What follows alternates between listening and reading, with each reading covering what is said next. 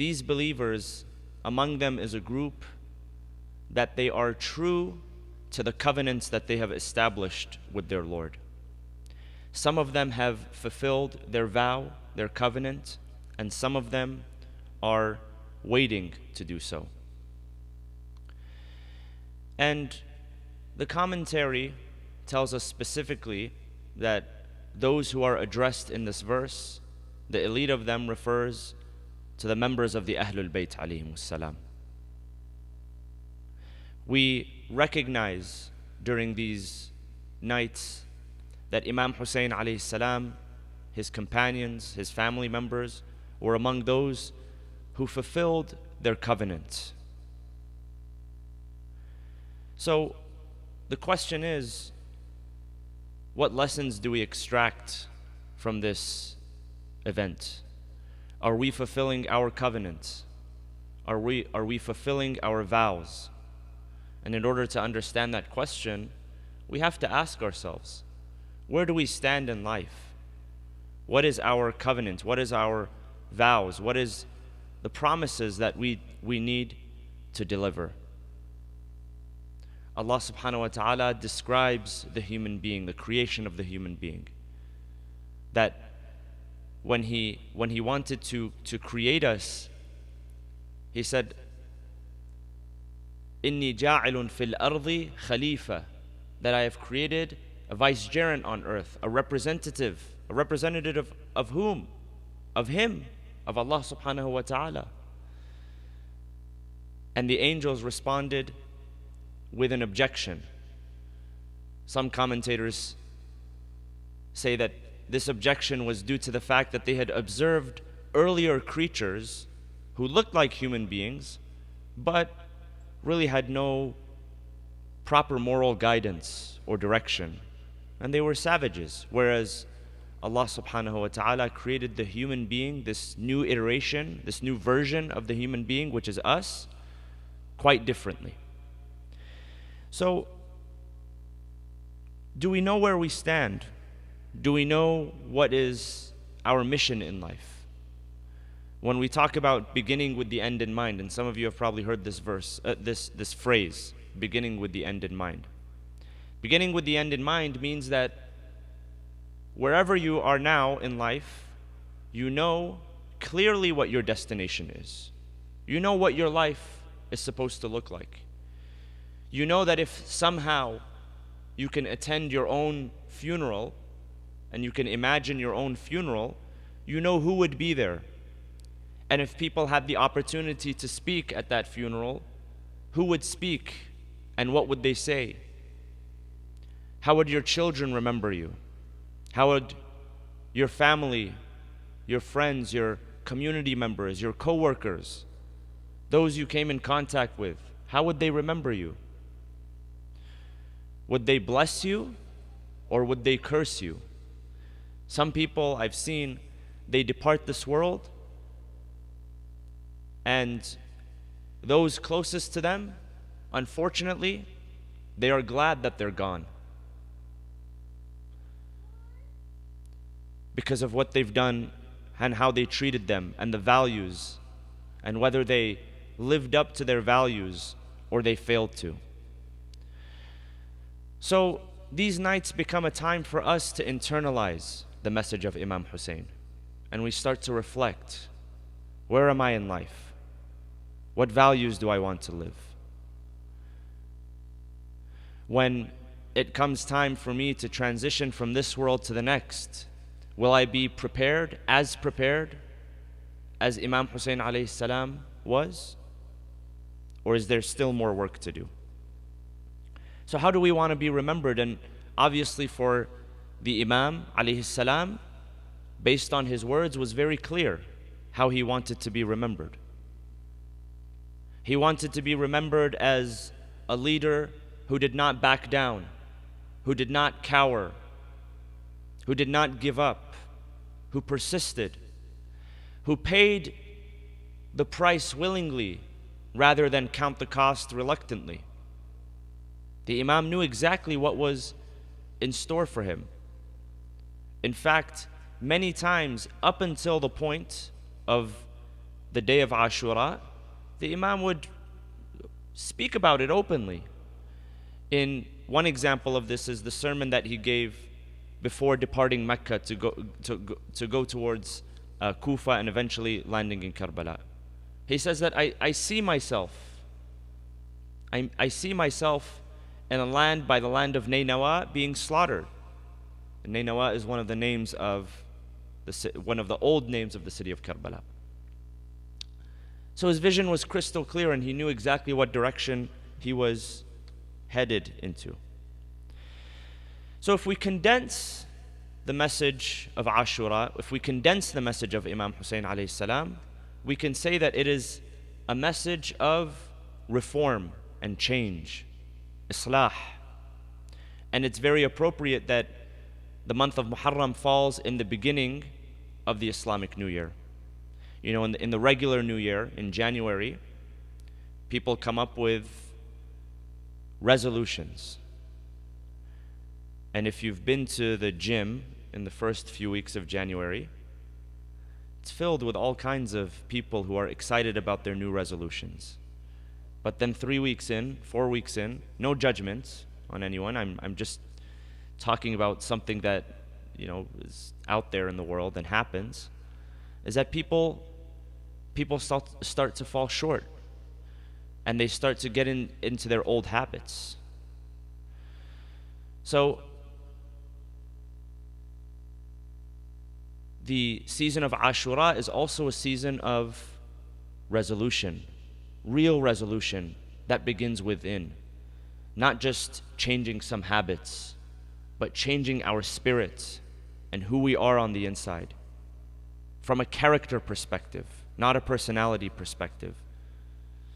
See, personality is the face that we put out to the world.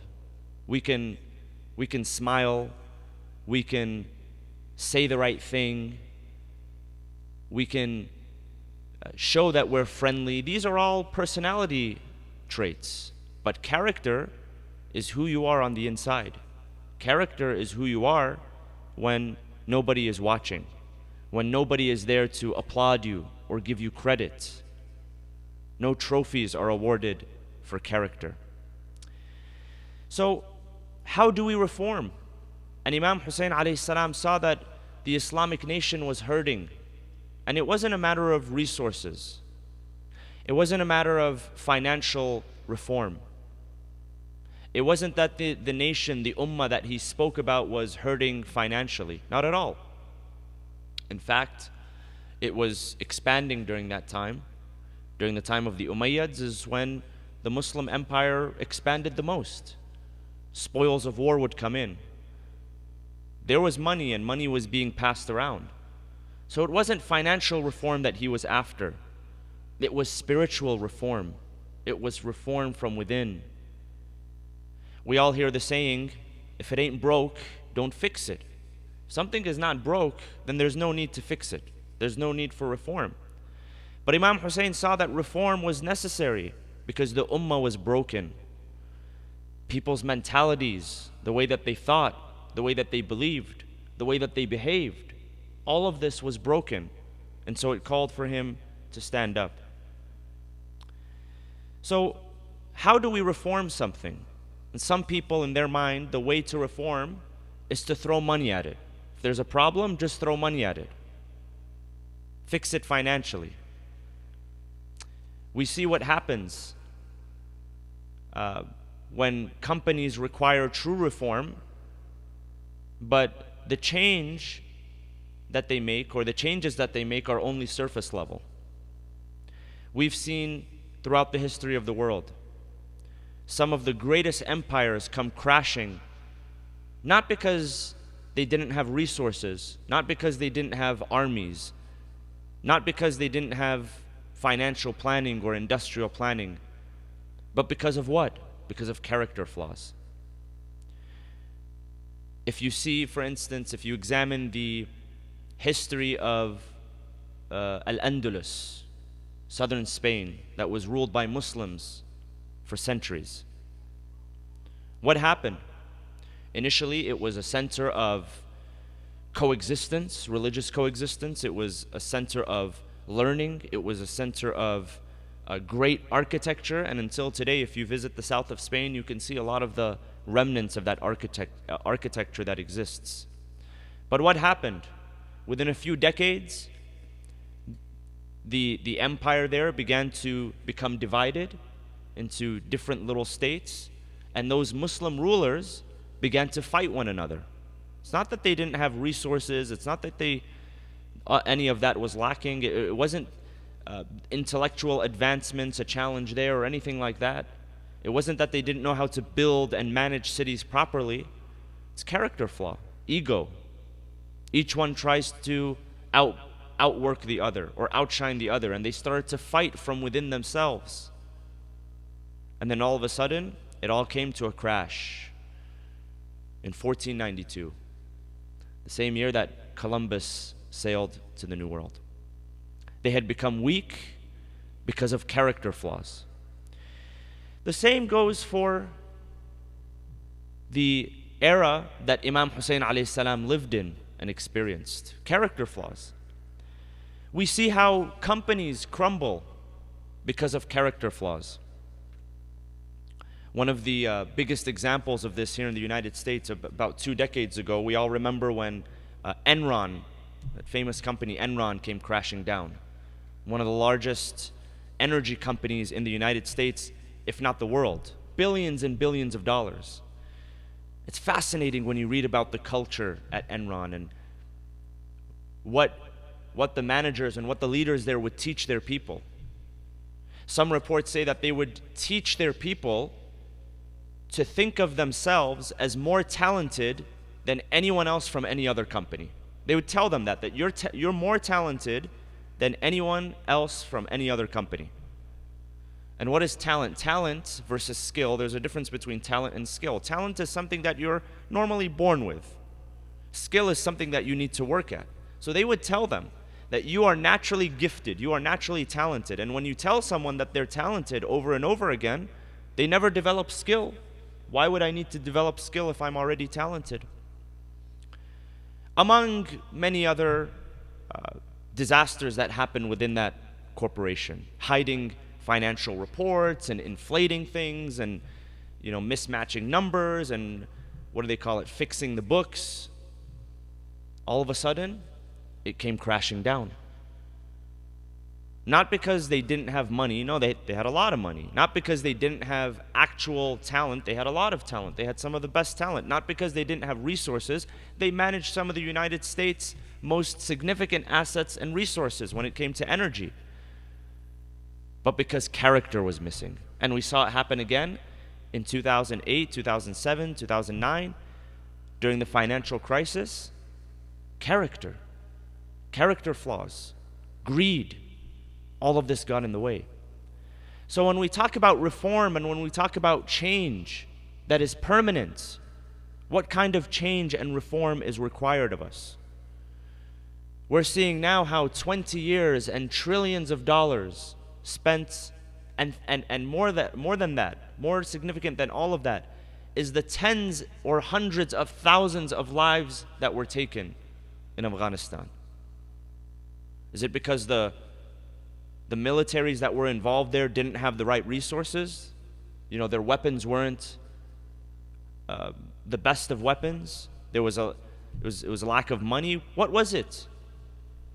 Well, when you start to investigate the true motives of a war like that, it becomes very apparent that it comes crashing down because of character flaws, because of greed, because of hatred, because of taking advantage of oppressed nations and oppressed peoples. This becomes the result of it. So the message of Imam Hussein alayhi salam when he talked about reform was not financial reform or reform when it came to resources. It was character reform. This is what he meant when he said, لِطَلَبِ الْإِصْلَاحِ, to seek out reform. So, we need to ask ourselves in every situation, as partisans, as followers, as people who claim to be the lovers of Imam Hussein alayhi salam, in every situation, what would he do? Many years ago, a few decades ago, there was a movement in the United States among the Christian church, and they had popularized a phrase. They would even wear it on bracelets, and the acronym was WWJD, which stands for What Would Jesus Do? Became a popular statement.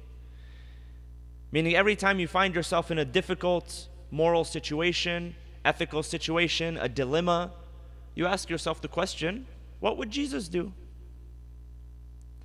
And so for Muslims, for the followers of Ahlul Bayt alayhimus salam, Ashura begins to beg the question, WWHD, what would Hussein do alayhi salam? What would Imam Hussein alayhi salam do in a situation like this? He laid out the principles for us. He laid out the foundation for us. So what would we do when we face crisis and dilemma? So I want to share with you 4 points, 4 reflection points that we learn from the season of Ashura. Number 1 is that the conflict, the true conflict that took place, was not a conflict of weapons, it was not a conflict of numbers, it was not a conflict of one tribe versus another or one political party versus another, as some even Muslim historians have asserted. If you go back in history, there are those that say things such as that Hussein, he exceeded his boundaries and he transgressed his boundaries and he was killed by the sword of his grandfather. And they make it seem as if it's some political skirmish. Even up until a few years ago when a famous speaker, a famous international speaker, was asked about the conflict. He said that, Hussein radiallahu anh, it was a fight between Hussein radiallahu anh and Yazid radiallahu anh. I don't know, I mean, they make a, astaghfirullah rabbi wa atubu ilayh. It's as if that the person above is like bipolar, that you can be happy with both people at the same time. I don't know how it works. He views it as a political skirmish. It was just a political conflict, just like the Democrats and the Republicans. At the end of the day, they're split down the middle, but one of them has to rule. So what was the true nature of the conflict? The true nature of the conflict was between two sides. One side represented the truth that sounded unpopular and had little public support. It was the truth, but it didn't sound popular, nor did it have public support. And the other side was falsehood disguised by what looked like the truth. And this is the nature of truth and falsehood, is that falsehood tends to look more appealing. And this is the work of the shaitan. The work of the shaitan is not necessarily to create evil or to create falsehood. It's just to make it look pretty in your eyes and innocent. وَتَحْسَبُونَهُ هَيِّنًا وَهُوَ عِنْدَ اللَّهِ عَظِيمٌ. There are things that we count as minute, but in the eyes of Allah subhanahu wa ta'ala, they are great. And this is exactly what had happened thousands of years before, during the time of the Prophet Musa alayhi salam, in his conflict with the Fir'aun. When the Fir'aun saw that the popularity of Musa began to rise among the people, that people started to listen to him, they started to follow him, they were influenced by him. He said, I've got to put a stop to this. So he spoke to the people, and he said the following. In chapter 40, verse 26, these are the words of Fir'aun, إِنِّي أَخَافُ أَن يُبَدِّلَ دِينَكُمْ أَوْ أَن يُظْهِرَ فِي الْأَرْضِ الْفَسَادِ. O people, I'm your leader, I'm on your side, and I'm very afraid that this Musa is going to change your ways, he is going to deviate your ways.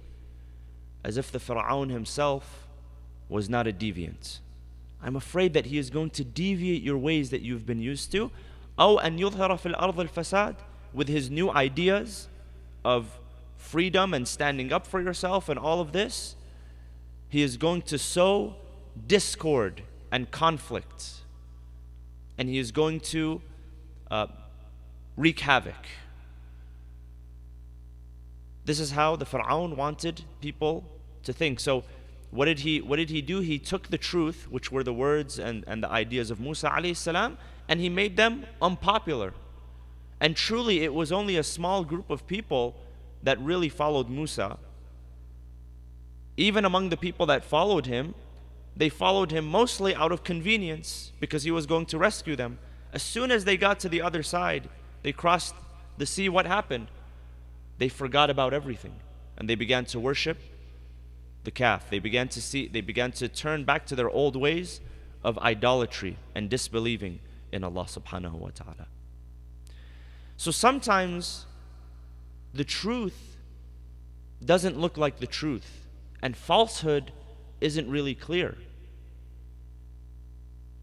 And this was one of the tragedies that took place during the time. So, and you see this through the behavior of the people. I mean, imagine the paradox that on the day of Ashura, Imam Hussein alayhi salam with his family and his companions, they stood up to perform the prayer, and what was happening on the other side? Also the prayer was being established. Two camps fighting against each other, both of them are praying. Whose prayer is right? Who's the Imam? Which prayer is being accepted? And the very same people who would put their swords and their arrows against the grandson of the Prophet would say, Ashhadu anna Muhammadan Rasulullah, sallallahu ala Muhammad wa ali Muhammad.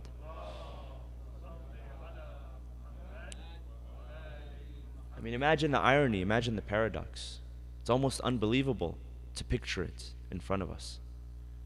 So this is number one, the conflict between truth that sounded unpopular and had little public support versus falsehood that was disguised as the truth. Point number two is that the revolution of Imam Hussein alayhi salam was not just against a government. It was not a political revolution. It was just as much an intellectual and spiritual revolution to raise people from complete and sheer ignorance. In one of the ziyarat, and there are many different iterations of the ziyarat of Imam Hussein alayhi salam. In one of them specifically, we say, وَبَذَلَ مُهْجَتَهُ فِيكَ لِيَسْتَنْقِذَ عِبَادَكَ مِنَ الْجَهَالَةِ وَحِيرَةِ الضَّلَالَةِ. That he gave his muhja. Do you know in the Arabic language what is muhja? Muhja is the blood that comes from the heart. Specifically the blood that comes directly from the heart. It pours from the heart. This is called muhja in Arabic. وَبَذَلَ مُهْجَتَهُ فِيكَ لِيَسْتَنْقِذَ عِبَادَكَ مِنَ الضَّلَالَةِ مِنَ الْجَهَالَةِ وَحِيرَةِ الضَّلَالَةِ. That he gave the most precious thing that he had. You know, when you donate your blood, where do they poke you? They poke you in your arm. They don't poke you here in the heart and try to take blood from the heart. They take it from the vein. He was willing to give the most precious thing to him, which was the blood of his heart. He was willing to pour out his heart so that he rescues people from jahala, from ignorance.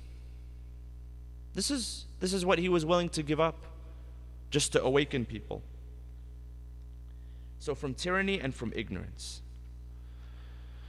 And ignorance can become blinding. Entire nations can become ignorant.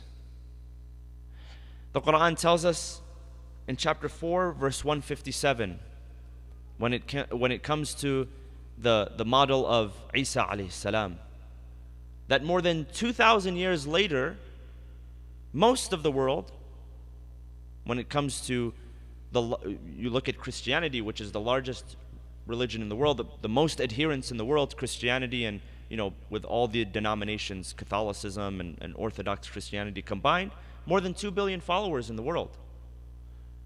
They believe that that Jesus was crucified. And what the Quran says is وَمَا قَتَلُوهُ وَمَا صَلَبُوهُ وَلَكِنْ شُبِّهَ لَهُمْ. So people can follow and follow something which which is not accurate for generations, for centuries. So Imam Hussein alayhi salam gave up the most precious thing that he had so that you and I can begin to search and find out what real Islam is about. What is true Islam? Up until that time, people believed that the Islam of Banu Umayyah was the correct way. Why?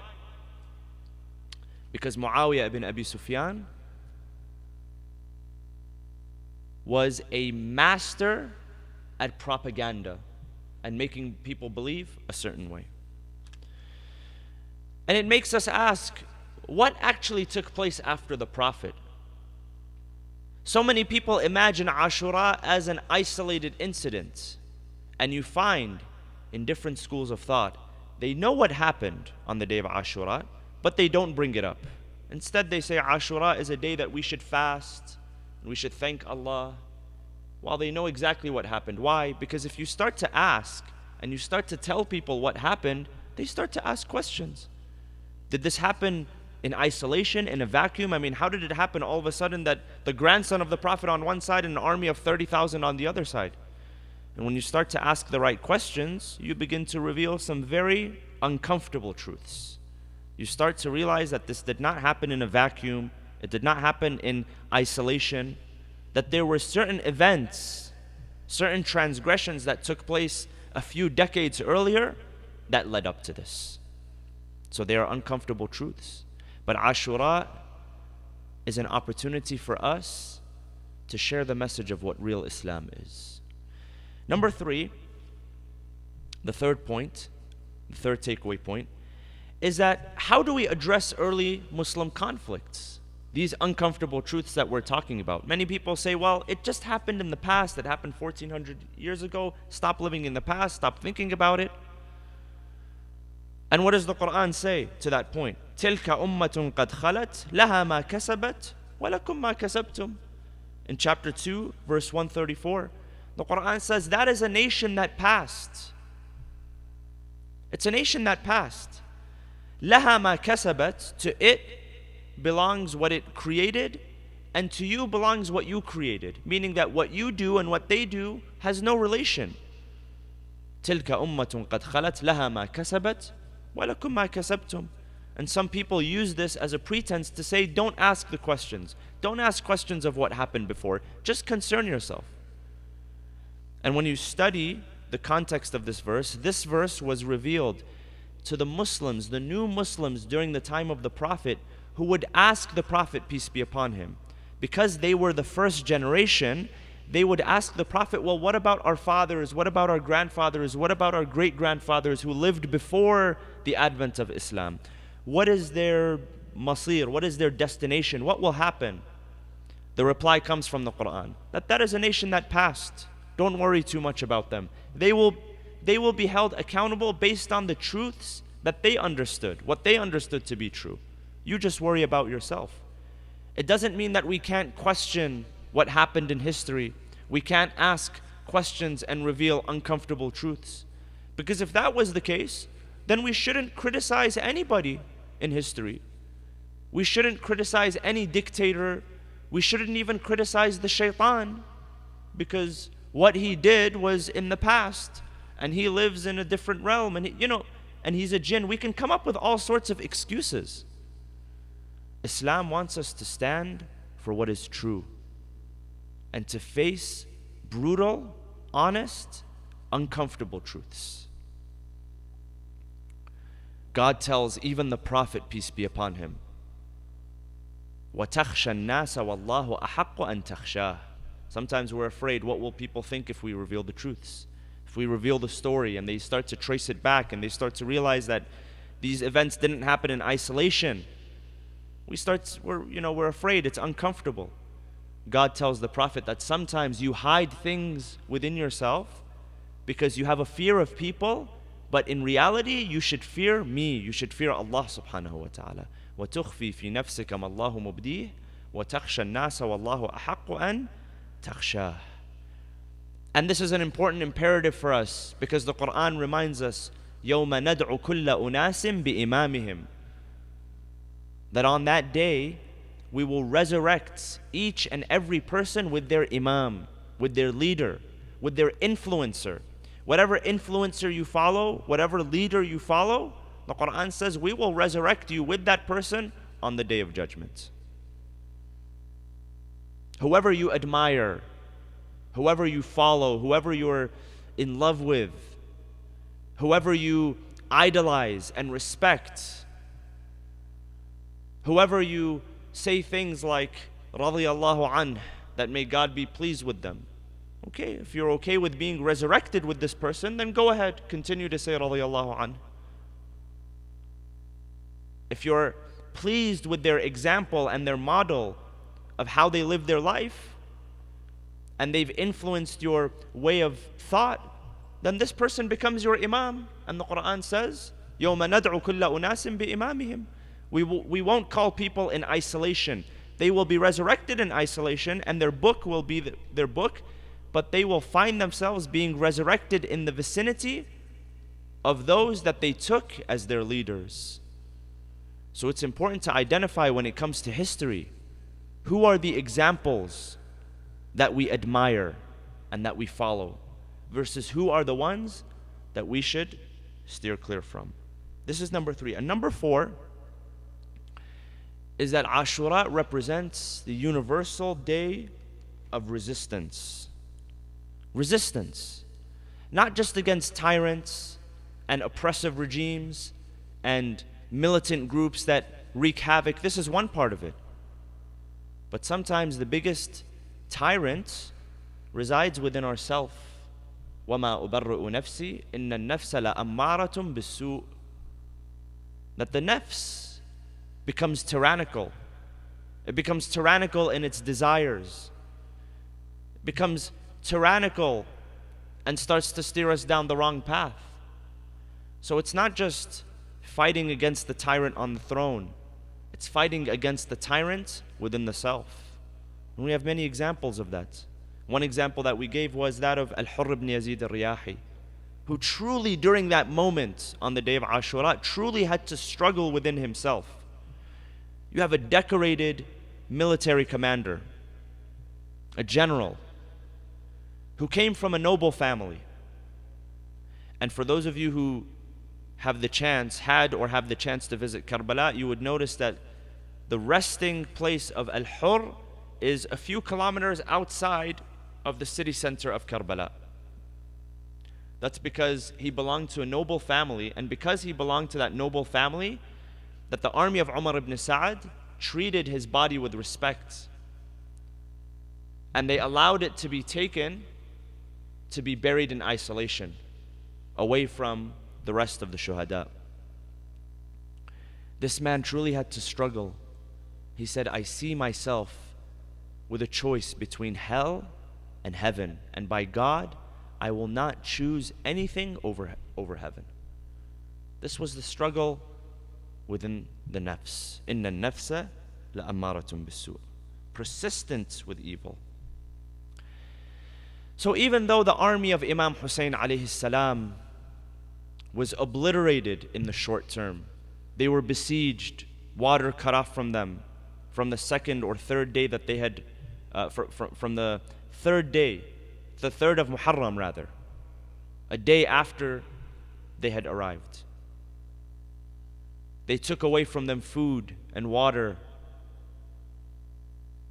They cut them off. They cut off the supply routes. They isolated them. They surrounded them from every direction to make sure that nobody would be able to escape, that they did not have a strategic advantage over them in battle. And even though they were obliterated within a few days, this was the short term. In the long term, what happened?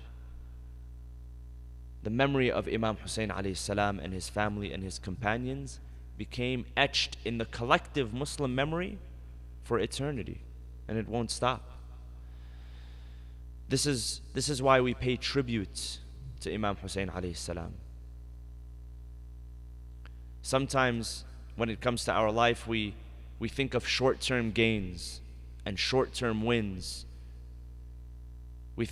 We constantly come up with shortcuts and the easy way to do things, and we try to avoid struggle, and we try to avoid challenges. And if Imam Hussein alayhi salam had that mentality, then would he be remembered the way that he was remembered today? If he would have chosen to pledge allegiance to Yazid and live a so-called comfortable life, not being harassed, would we honor him the way that we honor him today? So sometimes for us, we try to figure out, why am I experiencing challenges in my life? And we try to always go for the shortcut. Imam Hussein alayhi salam taught us to stand in the face of resistance. And on a night like this, we commemorate that final worldly stand. The night before Ashura, Imam Hussein spent the entire night in worship, in reflection, in contemplation.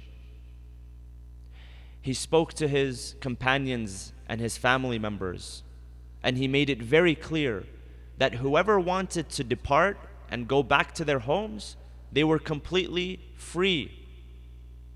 They were free of his allegiance. Narrations tell us that on the way to Karbala, on the way to Kufa rather, that a number of people who had joined him, they left. They realized that the Imam was heading towards Kufa and it was a difficult situation. They left. But those who actually arrived in Karbala, reports tell us that they all stayed. And the Imam gave them the chance the night before to depart, even his family members. And not a single one of them wanted to depart. And he spent that entire night in what? In prayer, in reflection. You would think a battle is about to ensue. What do people do a night before a marathon or a triathlon? They make sure that they eat well, they drink well, they're rested, they have all of their supplies. Not the Imam. His supplies were his prayers and his supplications. This is where he drew his true strength from. And on that day, he saw his companions go out into the battlefield. He himself went out into the battlefield a number of times to speak to those who stood against them, to perhaps awaken their conscience that they would change their mind, not for his sake, for their sake at least. And he would say things to them like that at least practice free choice. For those of you who feel that you are here and you are compelled, at least practice your free choice. You have at least the right to do that. But many of them stayed. They stayed because either fear of missing out or greed for worldly gains. And one by one, the companions of Imam Hussein alayhi salam went out. Then came time for the family members. And they went out one by one. And in the end, Imam Hussein was left alone by himself. No warriors left. And Imam Hussein called out, ألا هل من ناصر ينصرنا ألا هل من معين يعيننا ألا هل من ذاب يذب عن حرم رسول الله. Is there anyone to come to our aid? Is there anyone to come to our rescue? Is there any one of you that fears God, that has a conscience? Is there anyone that will come and protect the women folk and stand by us? Not a single voice was heard by that time.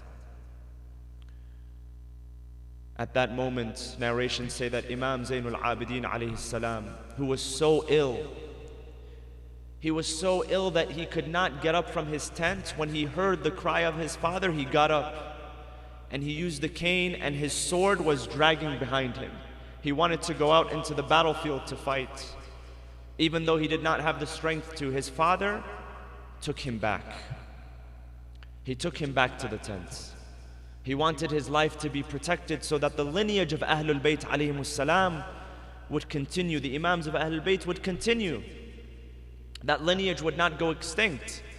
And then he requested As we mentioned yesterday, he requested a piece of cloth that was tattered and torn, of low value, and he wanted to wear it underneath his armor, underneath the clothes that he was wearing. Why? Because he knew that there would be enemy soldiers that after killing him would steal from him. They would steal from his body.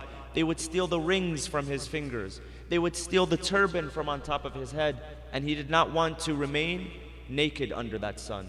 So he wore that piece of clothing under his clothes. And as he was about to go out for the last time, it is said that they brought to him his 6-month-old son, Abdullah al-Radi'. And you've seen how children, during those first few days, those first few weeks, those first few months, the only sustenance that's provided to them is milk from their mothers. However, if the mother does not have milk to provide, then what else do you feed the child to provide its sustenance? There was nothing else. The mother, a very noble woman, Ar-Rabab bint Imru al-Qais, her father was a noble man, and he had given his daughters, he had 3 daughters that he had given. One was married to Imam Hussein, Ar-Rabab, and she had a sister by the name of Salma, who was married to Al-Imam al-Hasan alayhi salam. Ar-Rabab was the daughter of a noble man. Her son, Abdullah al-Radi', because she had not drank water and she was thirsty, she did not have anything to provide for her baby. However, she was so embarrassed to go to Imam Hussein alayhi salam that she had tasked his sister. Reports tell us that Zainab alayhi salam, she handed the baby to the Imam. She said, Ar-Rabab, the mother, cannot come to you directly. Go out to the soldiers. Perhaps if you speak to them directly, something will stir within them. Maybe their conscience will awaken. Imam Hussein alayhi salam went out hopeful, thinking that maybe, yes, maybe their conscience will awaken when they will see a child. And he took the child out to the battlefield. He raised him. He said, "O people, if I am a sinner and you are fighting me because I am a sinner and you want to punish me, then what punishment does this child deserve?" At that moment, the enemy soldiers, they themselves, who some of them were fathers, they began to look at one another. They began to say amongst themselves that he's right. We can't argue with him. This baby cannot fight against us. There is nothing for us to lose if we give this baby water. Their conscience began to awaken when they saw this. At that moment, Umar ibn Sa'ad realized that he cannot allow this discussion to go out of hand. He cannot allow any sort of rebellion to happen within the army. So he turned to Harmalat ibn Kahil, who was an archer, who was an expert archer, and he said, "Ya Harmala, iqta' niza' al-qawm." He says, "Oh Harmala, I want you to end this discussion right now." And at that moment, Ya Mu'mineen, Harmala loaded the bow and arrow. He took a 3-pronged arrow, and he waited for the perfect moment. At that moment, the cloth that was covering the neck of Abdullah al-Radi' became exposed.